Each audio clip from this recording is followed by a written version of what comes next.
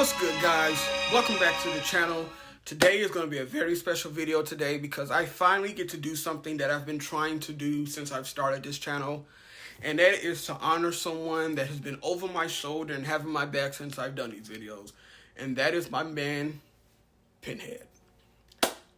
As you can see, if you haven't seen my videos for however long I've been doing this, I think I've been doing this like a month now. Pinhead, I have spoken about Hellraiser numerous times, and I feel like now is the time for me to finally do a review of the film. It is one of them films that, it is the film actually that inspired me to make movies and make me want to pursue a career in it. And I have to honor it, you know? Like, I saw Hellraiser when I was younger. This was back in the day when you can record like 3 or 4 movies off one VHS tape, and I had accidentally saw Hellraiser. And I wasn't supposed to watch it because I was really, really young. And it was like a match made in heaven because I fell in love with it. Like, I've never seen a film like that. And then a kid at that age watching a movie like that, it can only do one or two things. But for me, it sparked those creative juices inside of me. So, and I will always defend it. I think it's a great film. It's a niche film, I guess. As I got older, I realized that it's very niche. I feel like people know who Pinhead is, but people don't know what Hellraiser is. Like, they have never seen it, or they have seen it and they just never understood it. So, without further ado, let's get into this video. Hellraiser is one of those films where there's a lot of it's a lot of meta. It's very meta. It's very dark. It's very disgusting. It's very gross. And I love my horror films. I'm not big on, it's not the fact that I don't like gore or blood in my horror movies. I just feel like sometimes people put it in places where that's not needed. Like, I feel certain films, you don't need that to be, horror films don't need to be bloody and gory to be just effective and good, in my opinion. But for Hellraiser, for the type of film that it is, it's necessary, and I feel like it was motivated. It's inspired, rather. That's what I'm trying to say. In Hellraiser, it plays off these themes of that gray area between pain and pleasure, and where the limits that we would go to receive pleasure. And pretty much it starts off with this guy named Frank, who is this very sleazy, dirty guy who, as the film go on, you've learned that he's just like this person who just doesn't care about anything but himself, and he would go to the next limit of just finding that pleasurable moment, and then he gets that, and then that's when we're introduced to the Cenobites and these chains and this box, which is pretty much the gateway to this hell dimension, and Frank gets what he wants. And eventually in the story, you're introduced to Julia and her husband, who is Frank's brother. And at some point, Julia and Frank had this affair early on. We find this backstory. And then Frank is resurrected. And that's another thing. Hellraiser has like some of the best practical effects of any horror film that I've ever seen in my life. In my opinion, next to John Carpenter's The Thing. The resurrection scene is amazing. Like, and it still holds up to this day, in my opinion. And it's all practical. And I would just love to see someone do that in this time. Like, yeah. And that's pretty much the theme of the movie. Like, even with the protagonist, Christy, like, even though she's pure and like feisty and she's a good person, she's protective of her father, the movie, every character except for the father, because I feel like the father is more of this representation of just being like the more purest of all the characters, but everyone get their hands dirty. Even though Christy is the protagonist, she's not exempt from getting her hands dirty. And when I say that the father, who is Larry Cotton, played by Andrew Robinson, is the purest of them all, is because if you notice in the entire aesthetic of Hellraiser, which I love and admire, is that kind of everything is almost at some point tainted in touch because of Frank, and they all at some point because of Frank have to kind of succumb to their dark side.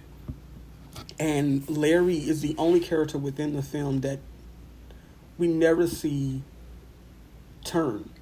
Even Kirsty, at some point, she has to pretty much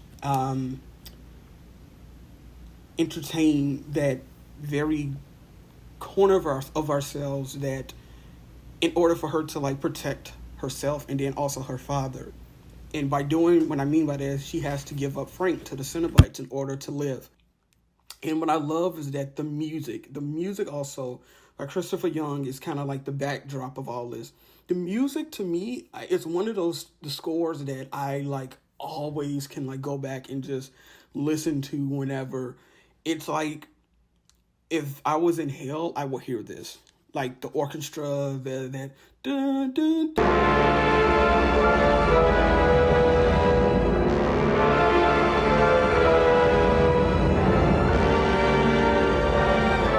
Like it's just, it feels damning. It feels hellic, if that makes any sense. And even with like I love the whole BDSM thing. Yeah, I think is it BSDM, whatever, you know what I'm saying. Like the Cenobites, like, because if you know what, like all that the bondage culture, it is like a pleasure to people as you hear there. It's like a pleasurable pain. So it only makes sense that the Cenobites are dressed in this type of like, yeah, leathery whips and chains and stuff. But it all makes sense. Like it's all a part of the thing. It's all part of that symbolism, I should say. And that's the thing too. Like the Cenobites themselves, like people don't realize the actual antagonist is Julia and Frank. The Cenobites are just to keep the balance. Like however way you look at them, they're angels or demons, they're good or bad. They're really just like the judge and juror of the films. They're just there to enforce the laws of hell, and if you go against those laws of hell, you will pay a price. And that's what I love about it. It's just like you think because of how they appear, they're the bad guys, but they're not. And everyone who's willing to get their hands dirty to get what they want has to pay that price. And that's what I love about Hellraiser. It was just Hellraiser to me was just such ahead of its time that it doesn't get the dues I feel like it should get. Like, and I feel like the reason why it doesn't get that, and this is probably going to the territory of the issues that I have with the film, is that people like Julia and Frank are interesting characters, but I think the issue Hellraiser always had, it never focused too much on the Cenobites. Like we learn later on in the sequels of where they come from and how they're made, but in this film, it's like we want to know what they are. Like they're interesting. Like the boxed hell, everything about that world is so interesting that I feel like Hellraiser never truly explored that. And then there's issues like with the plot. There are some things like I didn't understand the rules of the box sometimes until this day. I feel like I still don't understand the rules of the box. Like sometimes when you open it, the chains pop out and attack you and you're dead. And then you're like ripped to pieces. And then sometimes when you open the box, it opens the gates of hell and then the chains don't come out. And then the box can be used as a weapon against the Cenobites to send them back to hell. But I never understood how the certain characters know this. Like how did they know how to use that box? And that was always one of my issues with the film. And then like there's certain parts like the ending, I would say, like the very ending where one of the characters changed into something. The special effects in that one time, that's just one time. I know this kind of contradicts my first part about the special effects, but it's of its time and it wasn't the best. But overall, like, I just love Hellraiser, man. I just feel like it's an original film. It's so original. Like, I don't feel like no film has ever even tried to do. I feel like there's been like elements of Hellraiser people tried to duplicate, but they've never tried to like bring that to this generation. And that's why I'm like so interested in seeing this whole remake or this TV series that they're doing, because it's such a rich mythology that I just feel like it needs to be explored. Like, we need to try to bring Hellraiser back. So I think it's going to do it for my video. Yeah, I listen, I can talk about this all day, but I wanted to do like a quick review of it. So, guys, check it out. If you haven't seen it, check out Hellraiser.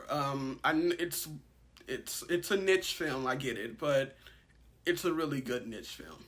And so like, comment, and subscribe. So all my Hellraiser fans out there, I'm going to try to do more stuff concerning Hellraiser. I'm just trying to figure that all out. So if you want to got any suggestions, hit me up. And to the next time, guys, I'll catch you, and peace.